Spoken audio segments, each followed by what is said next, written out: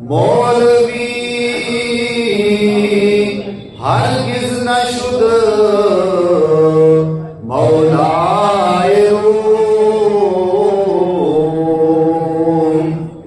تا غلام شمس تبریزی نہ شد۔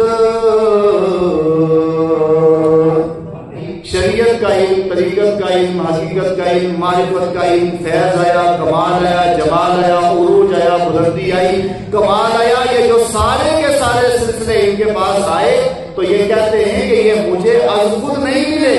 جب تک میں مولوی تھا تو مولوی ہی تھا، لیکن جب میں مرد قلندر کا غلام بن گیا، مرد قلندر کے ہاتھ پر بیعت کر لی، اپنے آپ کو مرد قلندر کے حوالے کر دیا، کسی کی لائن میں آ گیا، اپنے آپ کو میں نے جکڑ لیا، زنجیروں کے اندر باندھ لیا، یہ غلامی کے اندر آ گیا، تو پھر میں عام مولوی نہیں، روم کا بادشاہ بھی بن گیا۔ کہتے ہیں کہ ایسے نہیں بنا، بلکہ میں تابع ہوا، غلام بن گیا شمس تبریز کا۔ اب ہم سنیے وہ کیا لکھتے ہیں آگے جا کر کے۔ آج کے درس میں بہت پرمغز اور ایمان افروز انہوں نے چند ایک باتیں لکھی ہیں، مگر ان میں سے ایک دو اشعار اور اس کی وضاحت۔ آج کا جو درس ہے اس کا تعلق زیادہ تر صبر سے ہے کہ انہوں نے صبر کے تعلق سے لکھا، مگر سب سے پہلے دین پر چلنا یہ معمولی بات نہیں ہے۔ دین پر انسان نہیں چل سکتا، دین پر وہی چل سکتا ہے جو مرد ہوگا، مرد۔ جو مرد نہیں ہے وہ دین پہ نہیں چل سکتا۔ تو یہ کہتے ہیں کہ دین پر چلنے کے لیے انسان کو بہت سی مشکلات کا بھی سامنا کرنا پڑتا ہے۔ کہتے ہیں کہ راہ دین، یعنی دین کا راستہ زرو پر شور و شرست، دین کا راستہ اس میں شر بھی ہے اور شور بھی ہے۔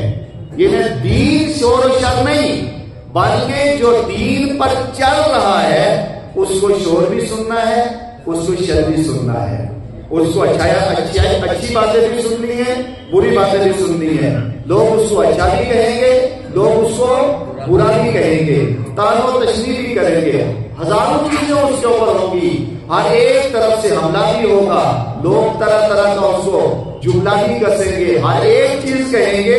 لیکن کہتے ہیں کہ جو انسان مرد ہوگا، مرد، وہ دین پر قائم رہے گا، دین پر ڈٹا رہے گا، صابر بھی رہے گا، شاکر بھی رہے گا، صبر بھی کرتا رہے گا۔ تو جب وہ صبر کے ساتھ دین کے اوپر چلتا رہے گا تو آپ فرماتے ہیں کہ جب انسان صبر کے ساتھ ساری چیزوں کو برداشت کرنے کے بعد دین کے اوپر چلتا ہے تو فرماتے ہیں کہ جیسے چاند ہے، چاند، اور ادھر ساتھ میں ستارے ہیں، تو جو صبر کر لیتا ہے اس کی مثال چاند کی طرح ہو جایا کرتی ہے، اس کی مثال ستاروں کی طرح ہو جایا کرتی ہے۔ اور دوسری جگہ مثال لے کے آپ نے فرمایا کہ جیسے بکری ہے یا کوئی بھی یا جانور ہے، بھینس ہے یا گائے ہے، تو وہ دودھ دیتی ہے، تو اب دودھ تو انسان حاصل کرتا ہے، لیکن وہی گوبر بھی ہے، وہی گندگی بھی ہے، وہی جو ہے آلودگی بھی ہے، باقی چیزیں بھی ہیں۔ لیکن یہ جانور جب صبر کرتا ہے اور انسان دودھ حاصل کرتا ہے، پھر اسی طرح بچہ ہے، جانور کا بچہ، گائے کا، بھینس کا بچہ، بکری کا بچہ، تو وہ دودھ کہاں سے حاصل کرتا ہے؟ باقی ساری چیزیں ایک طرف اور درمیان میں مثال دودھ کی بھی ہے۔ اسی پر تشبیہ دیتے ہوئے فرماتے ہیں کہ اے انسان، جب تو مشکل میں، پریشانی میں صبر کرے گا، لوگ طرح طرح کی باتیں کہیں تب بھی صبر کرے، ہر ایک مشکل میں صبر کرے، ہر ایک پریشانی میں صبر کرے، تو جب تو صبر کر لے گا تو اب پھر تیری مثال عام آدمیوں کی طرح نہیں، بلکہ آسمان کے اوپر چمکنے والا سورج ہے، چمکنے والے ستارے ہیں اور چمکنے والا چاند ہے۔ جب تو صبر کرے گا تو جس طرح چاند آج چمک رہا ہے، قیامت کے دن تو بھی اسی طرح چاند کی طرح چمکتا ہوا نظر آئے۔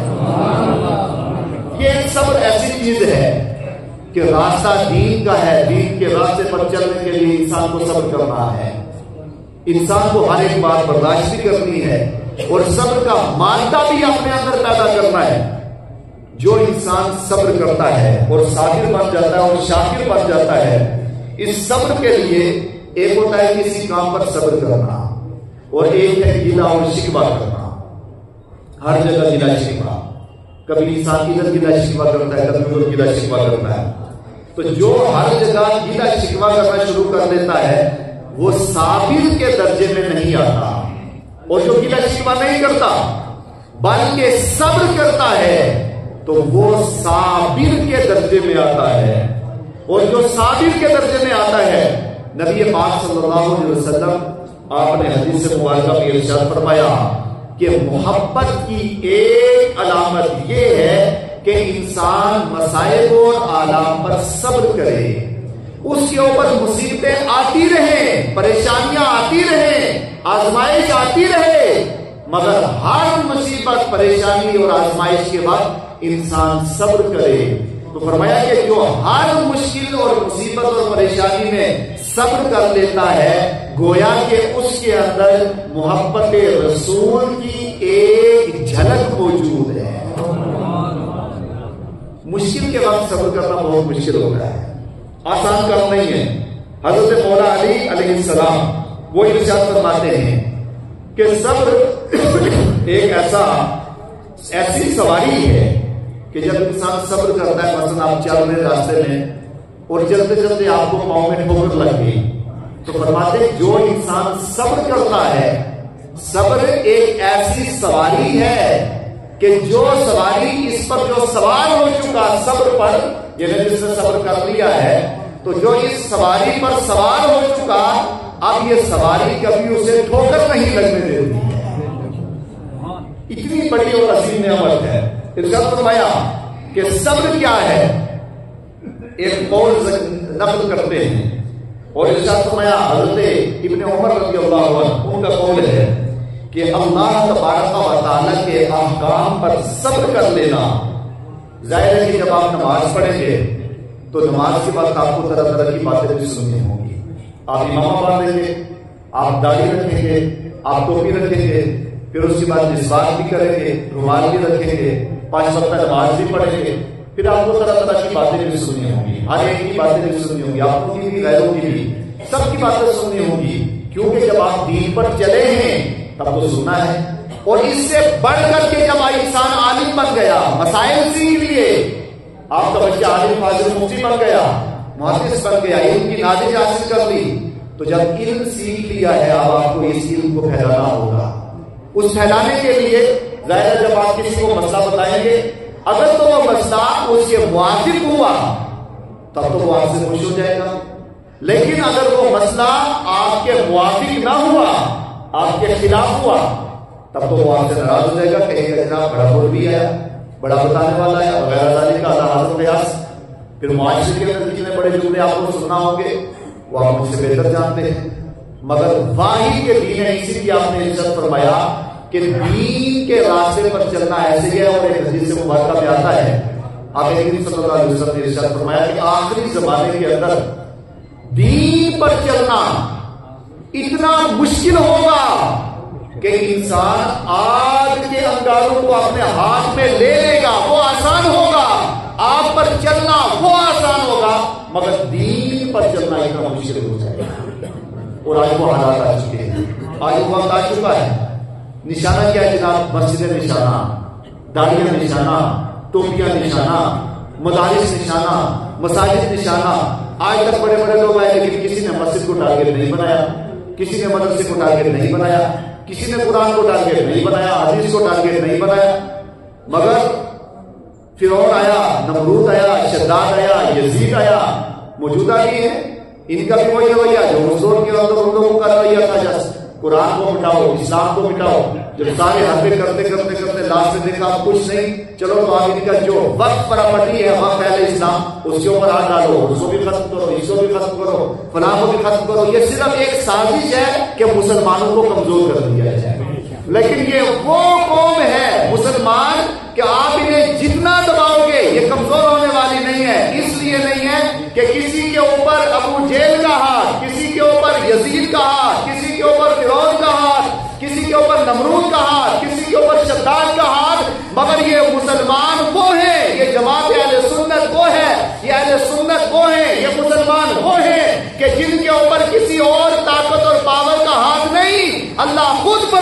है यदुल्लाह अलल जमाआ, आका खुद इरशाद फरमाते हैं कि ये जमात वो है मुसलमानों की, इसके ऊपर अल्लाह तबारक व तआला का दस्ते कुदरत है। और जिसके ऊपर खुदा ताला का दस्ते कुदरत हुआ करता है, जो मिटाने के लिए आया वो खुद मिट के रह जाएगा, मगर जिसके ऊपर खुदा का दस्ते कुदरत होता है, कयामत तो आ सकती है, ना मुसलमान मिट सकते हैं, ना मस्जिदें मिट सकती हैं, ना मदरसे मिट सकते हैं। हाँ, जो लोग मिटाने के लिए आए, ये कल भी मिटे, आज भी मिटे हैं इंशाअल्लाह, थोड़ी देर का वक्त है, बस उसके बाद ये भी मिट जाएंगे। मुसलमान जैसे पहले सुरखरुख थे इंशाअल्लाह, बाद में भी मुसलमान होते रहेंगे।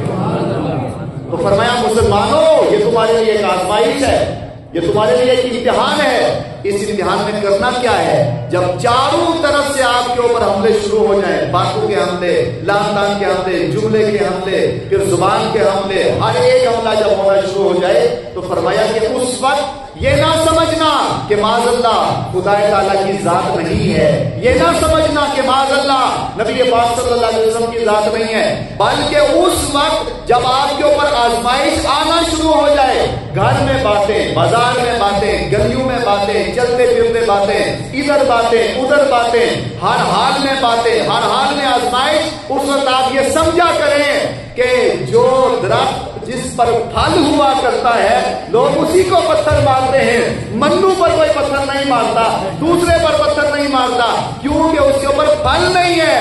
जिसके ऊपर फल होता है उसी को पत्थर मारा जाता है। और ऐ मुसलमान समझ ले, जब तुझे दुनियादार पागल कहें, जब तुझे दुनियादार बेवकूफ कहें, जब तुझे दुनियादार जो है घटिया कहें, जब तुझे दुनियादार तरह तरह के जुमले कहना शुरू करें, और तेरा हाल ये है, तू इस्लाम पर चल रहा है, मजहब पर चल रहा है, नबी पाक की सुन्नत पर चल रहा है, जब ये सारे जुमले तेरे ऊपर आना शुरू हो जाएं, उस खुद को खुशकिस्मत समझा कर, इसलिए खुशकिस्मत समझा कर कि तू हकीकी माना में मोमिन है। और हदीस में आता है, जो हकीकी माना में मोमिन होगा, दुनियादार उसको पागल कहेगा। इससे जब जुमला आए परेशान ना हो, खुद को अपना सीना बढ़ा दे और शुक्र कर खुदा की बारगाह में कि अल्लाह ने मुझे मोमिन बनाया, साहिबे ईमान बनाया, मुस्तफा का गुलाम बनाया और पक्का वफादार बनाया। तभी तो ये सारे लोग आकर के तेरे ऊपर लान तान कर रहे, तुझे बुरा भला कह रहे, दूसरे को क्यों बुरा भला कहते। हालांकि दुनिया में हजारों शराबी भी है, शराब पीने वाला भी है, कोई शराबी को बुरा भला नहीं कहेगा, बाकी खुराफात करने वाले उनको नहीं कहेगा। लेकिन जब एक आदमी मस्जिद के अंदर आ जाता है, दीनदार बन जाता है, लोग उसको जुमला कहना शुरू कर देते हैं। आप ये समझे, आपकी जात नहीं, आप जिसके गुलाम बन चुके हैं, तो जाहिर है कि जन्नत में डायरेक्ट नहीं जाना, क्योंकि उससे पहले कुछ आजमाइशें होती हैं, और ये आजमाइशें सिर्फ ईमान वालों के लिए हैं। जो ईमान वाला आजमाइश के अंदर दुनिया में कामयाब हुआ, जब आखिरत का दिन कायम होगा, तो आखिरत के अंदर ये लोग जो होंगे आजमाइश करने वाले, ये खुद बाखुद जलील और रुस्वा होंगे और बिल्कुल भयानक इनकी सूरत होगी। मगर जो दुनिया में हर मुश्किल में सब्र करता रहा, कयामत के दिन इसका चेहरा चांद से ज्यादा चमकता दमकता हुआ नजर। तो फरमाया कि इंसान ये ना समझ कि दीन पर चलना बहुत आसान है, बल्कि दीन पर चलना बहुत मुश्किल है। क्यों? इसलिए कि जब दीन पर इंसान चल रहा है, तो फिर उसको दीन के खिलाफ कोई बात नहीं करनी होगी, ना करेगा और ना ही उसको बर्दाश्त